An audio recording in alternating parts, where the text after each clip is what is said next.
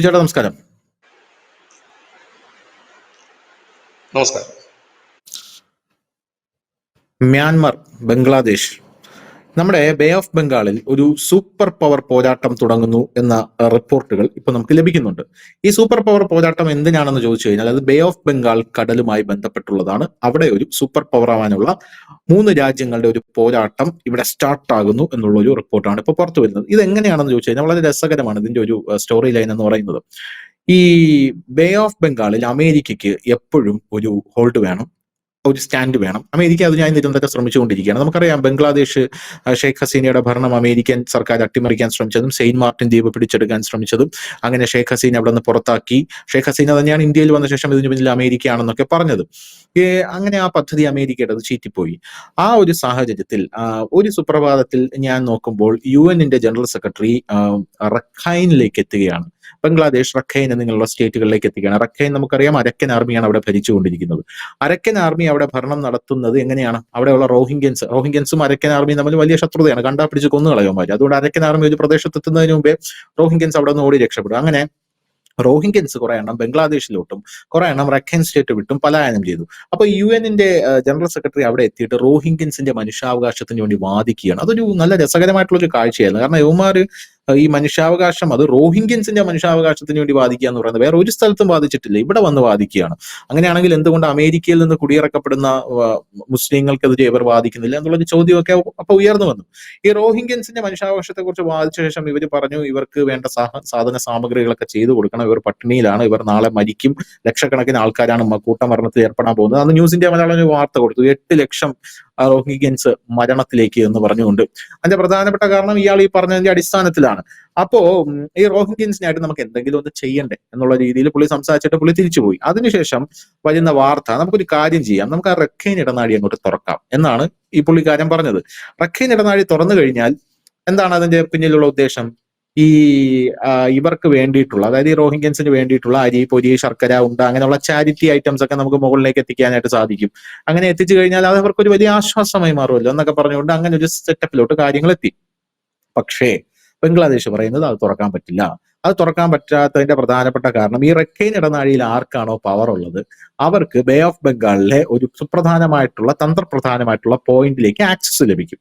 അങ്ങനെ അവർക്ക് ആക്സസ് ലഭിച്ചു കഴിഞ്ഞാൽ ബേ ഓഫ് ബംഗാൾ അവർക്ക് വലിയ ഒരു എന്താണ് തന്ത്രപ്രധാനമായിട്ടുള്ള മേഖലയാക്കി കൈയടക്കാൻ സാധിക്കും. ചൈന ഇത് തിരിച്ചറിഞ്ഞു എന്ന് പറഞ്ഞാൽ ഒരു ഭീഷണി തിരിച്ചറിഞ്ഞ് ചൈന ഒരു പ്രതികരണം നടത്തി. ഇന്ത്യ പ്രതികരണം ഒന്നും നടത്തിയിട്ടില്ല, കീനായിട്ട് ഒബ്സർവ് ചെയ്യുകയാണെന്നാണ് ഇപ്പോൾ അറിയാനായിട്ട് സാധിക്കുന്നത്. സ്വാഭാവികമായിട്ട് UN പിറകിൽ ആരാണ്? അമേരിക്കയാണ്. അപ്പൊ അമേരിക്കയ്ക്ക് അവിടെ ഒരു വലിയ ഒരു സ്റ്റാൻഡ് വേണം എന്നുള്ള ഒരു ആഗ്രഹം പണ്ട് മുതലേ ഉണ്ട്. അതുകൊണ്ട് തന്നെ ഇത് തുറക്കാൻ പറ്റില്ല എന്നുള്ളൊരു നിലയിൽ കാര്യങ്ങൾ എത്തി നിൽക്കുകയാണ്. എന്നാൽ ഇത് തുറന്നേ തീരൂ, അതായത് ചത്താലും ചത്തില്ലെങ്കിലും 5 അച്ഛന്റെ സഞ്ചയനം എന്ന് പറഞ്ഞ രീതിയിൽ നിൽക്കുകയാണ് UN അമേരിക്കയും കൂടെ. ഇത് തുറന്നു കഴിഞ്ഞാൽ അത് ഇന്ത്യക്കും വലിയ ഭീഷണിയാണ്. കാരണം സിറ്റുവേ പോർട്ടിലേക്കൊക്കെ അമേരിക്കയ്ക്ക് ഈസി ആയിട്ട് ആക്സസ് ലഭിക്കുകയും അവിടെ നിന്ന് കൊൽക്കത്ത, ഇന്ത്യയിലെ വടക്കു കിഴക്കൻ സംസ്ഥാനങ്ങളൊക്കെ വലിയ രീതിയിൽ ടാർഗറ്റ് ചെയ്യാനും അമേരിക്കയ്ക്ക് സാധിക്കും. യഥാർത്ഥത്തിൽ അവിടെ എന്താണ് നടക്കുന്നത്? ഈ റഖൈൻ ഇടനാഴി തുറന്നു കഴിഞ്ഞാൽ അത് അമേരിക്കയുടെ കയ്യിലേക്ക് പോകുമോ? അങ്ങനെ അത് പോയി കഴിഞ്ഞാൽ നമുക്കുണ്ടാകുന്ന ദോഷങ്ങൾ എന്താണ്? എന്താണ് ഈ റഖൈൻ ഇടനാഴിയുടെ നിലവിലത്തെ ഒരു പ്രാധാന്യം എന്ന് പറയുന്നത്? ഇപ്പോ ഈ ഒരു ഇതിപ്പോ അമേരിക്ക പതിറ്റാണ്ടുകളായി ആഗ്രഹിക്കുന്ന ഒന്നാണ് ഇന്ത്യയുടെ സമീപത്ത്, ഇന്ത്യൻ മഹാസമുദ്രത്തിലോ ബേ ഓഫ് ബംഗാളിലോ ഒക്കെ അവർക്കൊരു നിർണായക സ്ഥലം, ഒരു സൈനിക താവളം വേണമെന്നുള്ളത്. അത് നേരത്തെ അവിടെ ഷെയ്ഖ് ഹസീനയാണ് ഭരിച്ചുകൊണ്ടിരുന്നത്. സെന്റ് മാർട്ടിൻ ദ്വീപ് പിടിച്ചെടുക്കാൻ ശ്രമിച്ചപ്പോൾ അവരതിനെ എതിർത്തിരുന്നു. ഇന്ത്യ എന്തായാലും ഏഴായാലും അടുപ്പിക്കില്ല. പിന്നുള്ളത് ചൈനയാണ്. ചൈനയും അവരെ ഈ ഭാഗത്തേക്കൊന്നും അടുപ്പിക്കത്തില്ല എന്നുള്ളതാണ് മറ്റൊരു സാധ്യത. ഇവിടെ ശ്രദ്ധിക്കേണ്ട ഒരു കാര്യം കൂടിയുണ്ട്. കുറച്ച് വർഷങ്ങൾക്ക് മുമ്പ്, കൃത്യമായി പറഞ്ഞ ഒരു 1.5 വർഷം മുമ്പ്, ഒരു ദൈവരാജ്യം വരുന്നു.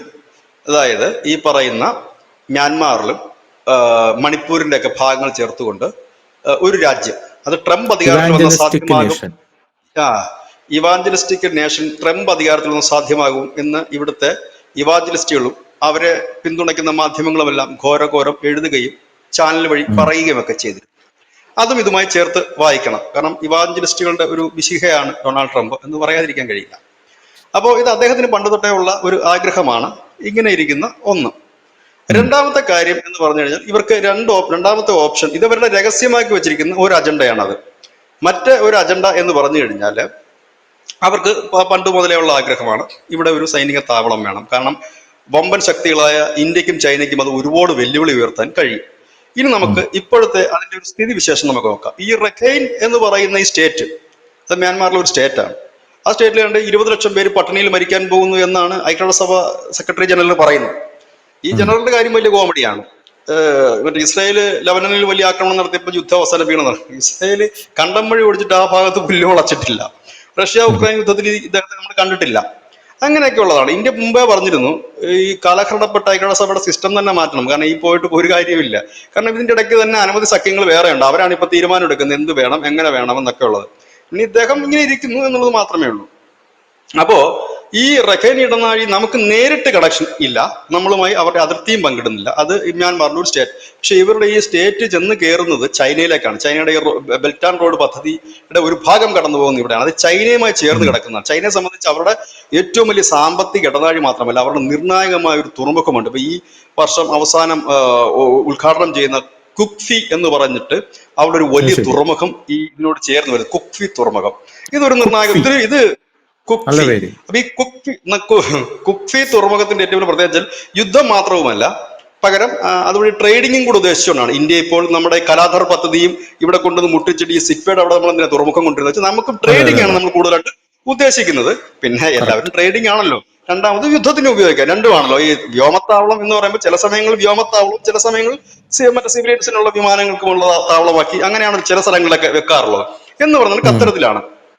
അപ്പം ഇതാണ് ഈ ഒരു കാര്യം. അപ്പൊ ഈ യൂനസിനെ സംബന്ധിച്ച് യൂനസിന് ഇപ്പോൾ എങ്ങനെയെങ്കിലും ഈ അമേരിക്കയുടെ ഒരു പിന്തുണ ആവശ്യമാണ് ഇപ്പോൾ മുൻപോട്ട് പോകണമെന്നുണ്ടെങ്കിൽ.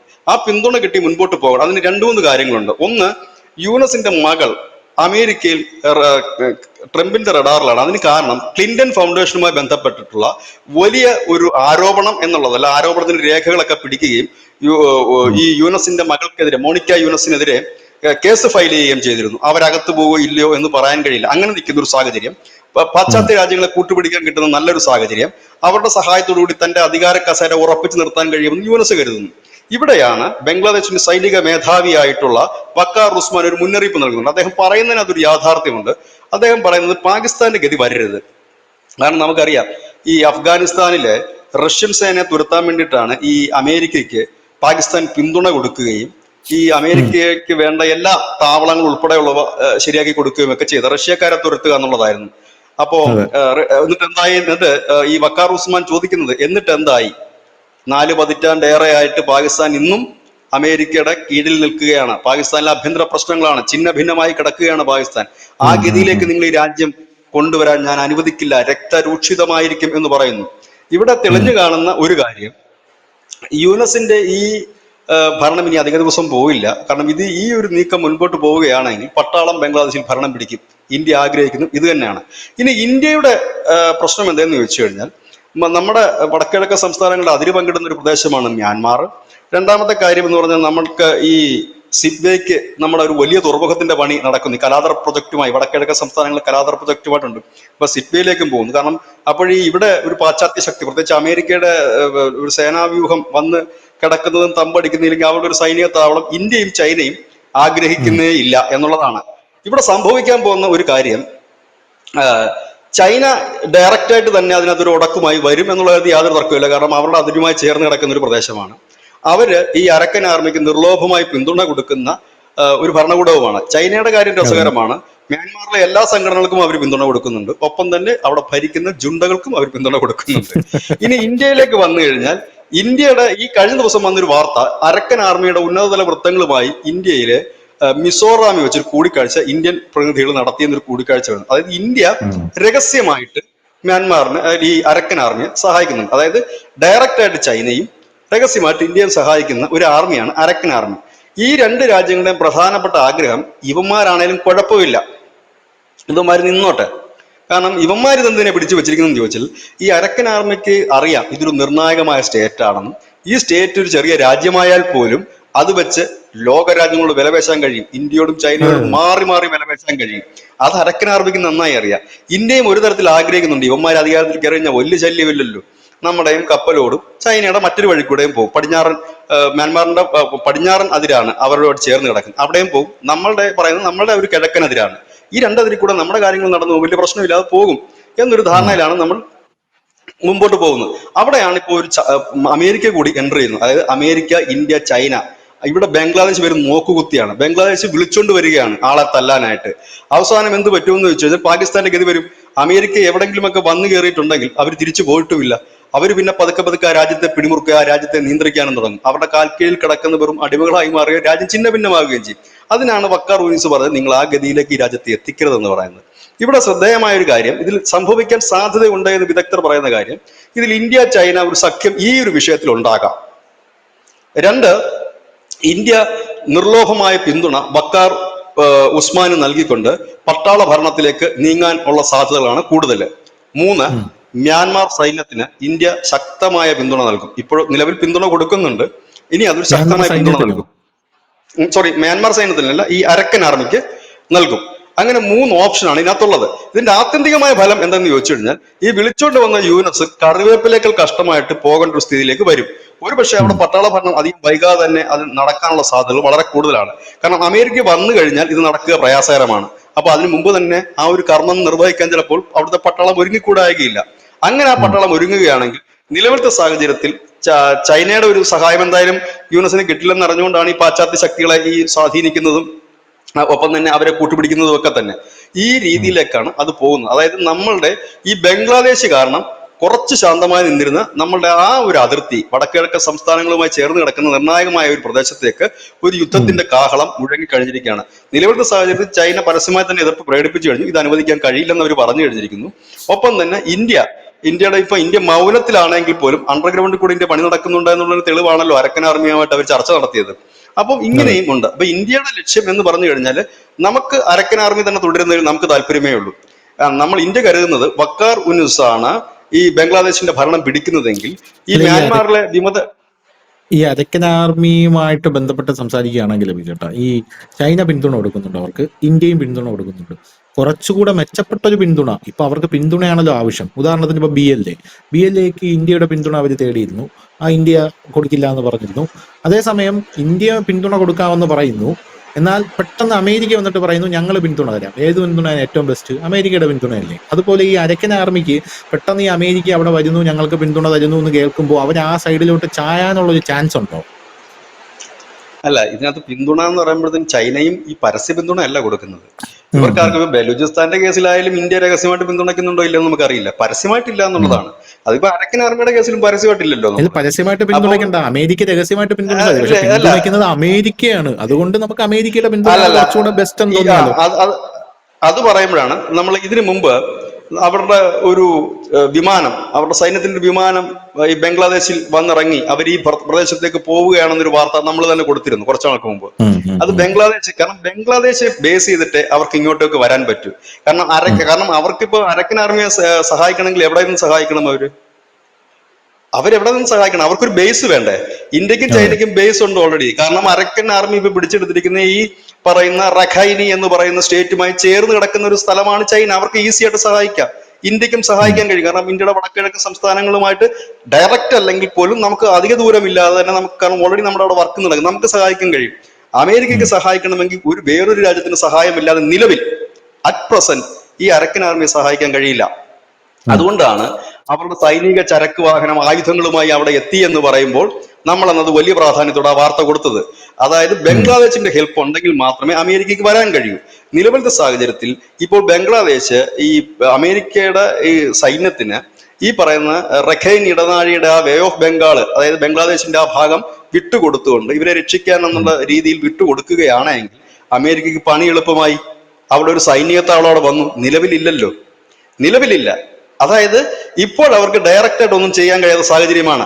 ഈ ഇല്ലാത്ത ഒരു സാഹചര്യത്തിലേക്ക് ഒരിക്കലും അരക്കൻ ആർമിയെ കണക്ക് ഒരു പ്രാദേശികമായി യുദ്ധം ചെയ്യുന്ന ഒരു സംഘടന അവര് ഇതുപോലെ ഒരു വലിയ വിദേശ ശക്തിയുടെ സഹായം തേടാനുള്ള സാധ്യതകൾ കുറവാണ്. പ്രത്യേകിച്ച് അവർക്ക് ഇന്ത്യയും ചൈനയും പോലെ നിർലോഭം സഹായിക്കുന്ന നല്ല വലിയ 2 ശക്തികൾ നിലനിൽക്കുന്നിടത്തോളം കാലം മൂന്നാമതൊരു കക്ഷിയുടെ ആവശ്യമില്ല. പിന്നെ അമേരിക്കയുടെ ലക്ഷ്യം നന്നായി തിരിച്ചറിയാൻ അവർക്ക് കഴിയുന്നുണ്ട്. കാരണം അവരെന്തിനെയാണോ ഇല്ലാതാക്കുന്നത് അതിനെ ഇല്ലാതാക്കുക എന്നുള്ളതല്ല, അതിന്റെ പേരിൽ കടന്നു കയറിക്കൊണ്ട് ഒരുപക്ഷെ ഇവരുടെ റെഖൈൻ സ്റ്റേറ്റ് പോലും അമേരിക്ക പിടിച്ചെടുക്കുമെന്ന് നന്നായി തന്നെ അരക്കൻ ആർമിക്ക് അറിയാം. കാരണം അവരുടെ ഒരു വലിയ പ്രൊജക്ട് എന്ന് പറഞ്ഞു കഴിഞ്ഞാൽ തന്നെ, അതായത് അരക്കൻ ആർമി ആണല്ലോ ഇത് ഒരു റിപ്പോർട്ട് പുറത്തുവിട്ടത്, ഇങ്ങനെ ഈ ദൈവരാജ്യം വരുന്നു, അതായത് ഇവാഞ്ചലിസ്റ്റുകളുടെ കൺട്രി വരുന്നു എന്നുള്ള ആദ്യ റിപ്പോർട്ട് പുറത്തുവിട്ട അരക്കൻ ആർമിയാണ്. അപ്പൊ ഇവരെ കയറ്റിക്കൊണ്ട് അങ്ങനെ ഒരു രാജ്യം സാധിക്കാൻ അവർക്ക് താല്പര്യമില്ല. അതായത് ഒരു സൈഡിൽ നിൽക്കുന്നത് ഈ അരക്കൻ ആർമിയുടെ പിന്നിൽ ഇന്ത്യയും ചൈനയും അണിനിരക്കുന്ന ഒരു കാഴ്ച, മറു സൈഡിൽ ബംഗ്ലാദേശിൽ തന്നെ വക്കാർ ഉസ്മാൻ ഈ പറയുന്ന മുഹമ്മദ് യൂനുസിന് എതിരെ തിരിയുന്ന ഒരു കാഴ്ച. ഇവിടേക്കാണ് ഐക്യരാഷ്ട്രസഭയുടെ ഒരു സഹായത്തോടു കൂടി അമേരിക്ക കടന്നു കയറാൻ ശ്രമം നടത്തുന്നത്. ഇതൊരു വലിയ സംഘർഷത്തിലേക്ക് നീങ്ങും എന്നുള്ളത് മാത്രവുമല്ല, ഇന്ത്യയുടെ നിലപാട് വ്യക്തമാക്കുകയും ചെയ്യും. നിലവിൽ ഇന്ത്യ ഒരു സൈലന്റ് പ്ലെയർ ആണ് ഇപ്പോഴിതില്. കാരണം നമ്മളുമായി ഡയറക്റ്റ് ആയിട്ട് ബന്ധമില്ലാത്ത ആയതുകൊണ്ട് നമ്മൾ സൈലന്റ് പ്ലെയർ ആണ്. പക്ഷേ നമുക്കും നിർണായകമാണ്. കോക്സ് ബസാർ ആയാലും ഈ പറയുന്ന സിറ്റ്വേ തുറമുഖമായാലും നമുക്ക് വളരെ നിർണായകമാണ്. നമ്മളിപ്പോൾ അവിടെ തുറമുഖത്തിന്റെ പണിയൊക്കെ തീരാൻ പോകുന്നു. ആ തുറമുഖത്തിന്റെ പണിയും കാര്യങ്ങളും എല്ലാം നമ്മളെ ഹെൽപ്പ് ചെയ്യുന്നത് അരക്കൻ ആർമിയാണ് എന്നുള്ളതാണ് മറ്റൊരു കാര്യം. ഒപ്പം തന്നെ ചൈനയുടെ ബെൽറ്റ് ആൻഡ് റോഡ് പദ്ധതിക്കും ഈ മ്യാൻമാറിലെ ഈ പറയുന്ന അരക്കൻ ആർമിയുടെ ഹെൽപ്പാണ് അവിടെ അവർക്ക് അത് സുഗമമായി മുൻപോട്ട് കൊണ്ടുപോകാനും അവരുടെ ചരക്ക് ഈ പറയുന്ന ഈ കുക്ഫി എന്ന് പറയുന്ന തുറമുഖത്തിന്റെ നിർമ്മാണത്തിനും ഒക്കെ അവരാണ് സഹായിക്കുന്നത്. അപ്പൊ ഇവരുടെ രണ്ടുപേരുടെയും പിന്തുണ അരക്കൻ ആർമിക്കുണ്ടാകും. ഇനി ഇതെല്ലാം ലംഘിച്ചുകൊണ്ട് യൂനസ് അങ്ങനെ വിളിച്ചുകൊണ്ട് വരുമോ എന്നുള്ള കാര്യത്തിൽ സംശയമുണ്ട്. കാരണം നിലവിൽ യൂനസിനെ വിളിക്കാൻ ഒരു സമയം പോലും കിട്ടുമോ എന്ന് സംശയമുണ്ട്. കാരണം ഈ പട്ടാളം ഇനി നോക്കിയിരിക്കുമെന്ന് തോന്നുന്നില്ല. കാരണം ഈ രണ്ട് വമ്പൻ രാജ്യങ്ങളുടെ പിന്തുണ ഇന്ത്യ എന്തായാലും ഓപ്പൺ ആയിട്ട് തന്നെ ഒരു പിന്തുണ കൊടുക്കുന്ന രീതിയിലേക്ക് പോകും. കാരണം ഓപ്പൺ എന്ന് പറഞ്ഞാൽ പരസ്യമായിട്ട് പറഞ്ഞില്ലെങ്കിൽ പോലും നിർലോഭമായ ഒരു പിന്തുണ കൊടുക്കും. നിലവിൽ അങ്ങനെ പിന്തുണ കൊടുത്തുകൊണ്ടിരിക്കുന്നുണ്ട് അവിടുത്തെ സൈന്യത്തിന്. അങ്ങനെയാണെങ്കിൽ ഒരു പട്ടാളം അട്ടിമറിയിലേക്ക് പോകും, യുഎൻഎസ് പോവുകയും ചെയ്യും എന്നുള്ള കാര്യത്തിൽ യാതൊരു തർക്കവുമില്ലാത്ത കാര്യമാണ്. കാരണം അമേരിക്കയിൽ ഈ ഏരിയയിൽ കടത്തരുത്, അമേരിക്ക വരരുതെന്ന് ഇന്ത്യയും ചൈനയും ആത്മാർത്ഥമായി തന്നെ ആഗ്രഹിക്കുന്നുണ്ട്. അതാണ് അതിനകത്തൊരു പ്രധാന. ഇനി ഇന്ത്യ മാറി നിന്നാൽ പോലും ചൈന കയറി അടിക്കും, യാതൊരു തർക്കമില്ലാത്ത കാര്യം അതിൽ. ആ അടി ഏറ്റുവാങ്ങുന്ന രാജ്യം ഏതാണെന്ന് ചോദിച്ചു കഴിഞ്ഞാൽ ബംഗ്ലാദേശ് ആയിരിക്കും. അതിന്റെ തിക്തഫലം അനുഭവിക്കാൻ പോകുന്ന രാജ്യം എല്ലാവരുടെയും, അതായത് ഇന്ത്യയുടെ അടി മേടിച്ച് കൂട്ടുന്ന ബംഗ്ലാദേശ് ആയിരിക്കും, അരക്കൻ ആർമിയുടെ ശത്രുത മേടിച്ച് കൂട്ടുന്ന ബംഗ്ലാദേശ് ആയിരിക്കും, ചൈനയുടെ അടി മേടിച്ച് കൂട്ടുന്ന ബംഗ്ലാദേശ് ആയിരിക്കും. ഒടുവിൽ ആ രാജ്യത്തിനുള്ള ജനങ്ങളുടെ അടിയിൽ യുഎൻഎസ് മേടിക്കേണ്ടി വരും. അതാണ് ഇപ്പോഴത്തെ സിറ്റുവേഷൻ. പക്ഷെ ഇതൊരു വലിയ പ്രശ്നം തന്നെയാണ്. ഇത് ഇപ്പൊ തുടങ്ങിയതല്ല അമേരിക്ക ഇത് തുടങ്ങിയിട്ട് പതിറ്റാണ്ടുകളേറെയായി.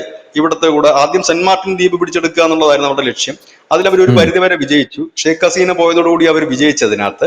പക്ഷെ ഷേഖ് ഹസീന പോയിട്ടും ആ കടിഞ്ഞാണ് ഇന്ത്യയുടെ കയ്യിൽ തന്നെയാണ് ഇരിക്കുന്നത് ഇന്ന് ഇപ്പോഴവർക്ക് ബോധ്യം വരുന്നു. അപ്പോഴാണ് ട്രംപ് പുതിയ നമ്പരുമായിട്ട് ഇറങ്ങിയിരിക്കുന്നത്. പക്ഷെ അത് വിജയിക്കാനുള്ള സാധ്യതകൾ വളരെ കുറവാണ് ഇപ്പോഴത്തെ സാഹചര്യത്തിൽ എന്നുള്ളത് തന്നെയാണ് മനസ്സിലാക്കാൻ കഴിയുന്നത്. കാരണം ഇത് കളം മാറും എന്ന് വെച്ച് കഴിഞ്ഞാൽ ഇത് ചൈന ഇന്ത്യ മാത്രമല്ല റഷ്യക്കും ഇതൊരു നിർണായകമായ, കാരണം റഷ്യയും ആഗ്രഹിക്കുന്നില്ല അവിടെ ഇങ്ങനെ ഒരു സംവിധാനം അവിടെ വരുന്നതിനോട്. അതുകൊണ്ട് തന്നെ അവരും ഇതിനകത്ത് ഒരു എതിർപ്പായിട്ട് വരും എന്നുള്ള കാര്യത്തിൽ സംശയമില്ല. എനിക്ക് തോന്നുന്നില്ല പെട്ടെന്ന് ഇങ്ങനെ ഒരു ഇതുമായി വരുമെന്ന്. പിന്നെ ഐക്യരാഷ്ട്രസഭയുടെ സെക്രട്ടറി ജനറൽ പറയുന്നതിനൊന്നും വലിയ കാര്യമാക്കേണ്ട കാര്യമൊന്നുമില്ല. കാരണം അതിനൊക്കെ വിലയും നിലയും ഉണ്ടായിരുന്ന ഒരു കാലം ഉണ്ടായിരുന്നു മുൻപൊക്കെ. ഇപ്പൊ കൊച്ചു രാജ്യങ്ങൾ പോലും ഇവരാരും പറയുന്നത് കേൾക്കുന്നില്ല. പിന്നെ അവരുടെയൊക്കെ വലിയ രീതിയിലുള്ള ഫണ്ടുകളും മറ്റുമൊക്കെ കിട്ടുന്ന രാജ്യങ്ങൾ മാത്രമാണ് ഇപ്പോൾ ഇതിനെ കേൾക്കുന്നത്. പിന്നെ ഒരു ഇന്ത്യ പറഞ്ഞു കഴിഞ്ഞിട്ടുണ്ട് ഇത് കാലഹരണപ്പെട്ടു, റഷ്യ പറഞ്ഞു കഴിഞ്ഞു ഇത് കാലഹരണപ്പെട്ടു, നിങ്ങൾ പൊളിച്ചു മാറ്റണം, ഇല്ല പുനഃസംഘടിപ്പിക്കണമെന്ന് പറഞ്ഞു കഴിഞ്ഞു. അത് കേൾക്കുന്നില്ലല്ലോ. അപ്പൊ ആ പഴഞ്ചൻ അതിനുശേഷം എത്രയോ രാജ്യങ്ങൾ വന്നു പുതിയതായിട്ട്. അതിനുശേഷം ലോകത്തിന്റെ ജിയോ പൊളിറ്റിക്സ് തന്നെ മാറിയില്ലേ. ഇപ്പോഴും ആ പറയുന്ന വീറ്റോ പവറുള്ള 5 രാജ്യങ്ങളേ ഉള്ളൂ, അതിനപ്പുറത്തേക്ക് ഒരു രാജ്യമില്ല.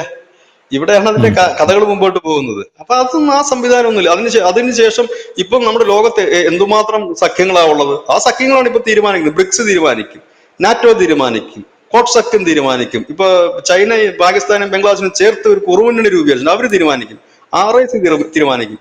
ഇങ്ങനെയാണ് കാര്യങ്ങൾ പോകുന്നത്. ഇവിടെ എന്ത് റോളാണ് ഇവർക്കുള്ളത്? ഒരു റോള് ഇവർക്കില്ല. ആ ഒരു സാഹചര്യത്തിലേക്ക് അങ്ങനെ റോൾ എന്തെങ്കിലും ഉണ്ടായിരുന്നെങ്കിൽ കണ്ട യുദ്ധം വല്ലതും ഉണ്ടാകുമായിരുന്നു. ഏറ്റവും ഒടുവിൽ ഇപ്പൊ നടന്ന തായ്ലാന്റ് കംബോഡിയ വാറെങ്കിലും അറ്റ്ലീസ്റ്റ് 2 ഡയലോഗെങ്കിലും പറയാമായിരുന്നല്ലോ. റോൾ നഷ്ടപ്പെട്ടിരിക്കുന്നു എന്നുള്ളതാണ് അതിനകത്ത് യാഥാർത്ഥ്യം. ഇതാണ് ഈ റഖൈൻ ഇടനാഴി. അതൊരു വലിയ വിഷയമാണ്. നമ്മളിപ്പോൾ ഇത് ചർച്ചയ്ക്ക് എടുക്കുമ്പോൾ പ്രേക്ഷകർക്ക് ഒരുപക്ഷെ അതിന്റെ ഒരു ഭീകരാവസ്ഥ മനസ്സിലായിട്ടുണ്ടാകില്ല. നമ്മളിപ്പോൾ ചെയ്തിരിക്കുന്ന ഒരു ഇൻട്രൊഡക്ഷൻ മാത്രമാണ്, പ്രേക്ഷകർക്ക് നൽകുന്ന ഒരു സൂചന മാത്രമാണ്, ഒരു ഇൻട്രൊഡക്ഷൻ. ഇങ്ങനെ ഒരു സംഭവം അണിയറയിൽ ഒരുങ്ങുന്നു അതിനുള്ള നീക്കം നടക്കുന്നു. കാരണം വരും ദിവസങ്ങളിൽ ഇതൊരു വലിയ വാർത്തയായിട്ട് തന്നെ മാറും. അന്തർദേശീയ മാധ്യമങ്ങളൊക്കെ തന്നെ ഇത് വലിയ തലക്കെട്ടാക്കി മാറ്റും. അപ്പൊ നമുക്കിത് വീണ്ടും ചർച്ച ചെയ്യാൻ കഴിയുമെന്ന് ഞാൻ പ്രതീക്ഷിക്കുന്നു. അപ്പോഴേക്കും നമ്മുടെ പ്രേക്ഷകർക്ക് ഇതിനെക്കുറിച്ച് ബേസ് ഇപ്പോൾ കിട്ടിക്കാണുമെന്ന് കരുതുന്നു.